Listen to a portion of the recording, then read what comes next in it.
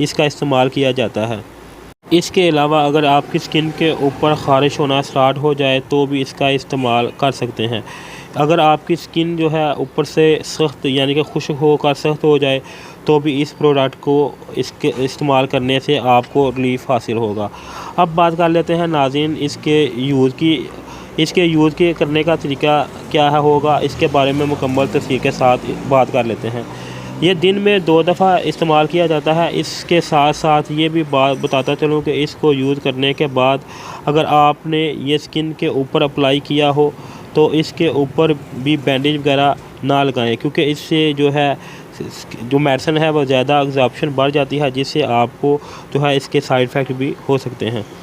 इसके अलावा अगर ये लगाने के बाद इसके प्रिकॉशन की बात करें तो स्किन के ऊपर जलन होना स्टार्ट हो जाए और मज़ीद इसकी स्किन रेड हो जाए तो ये यूज़ करने से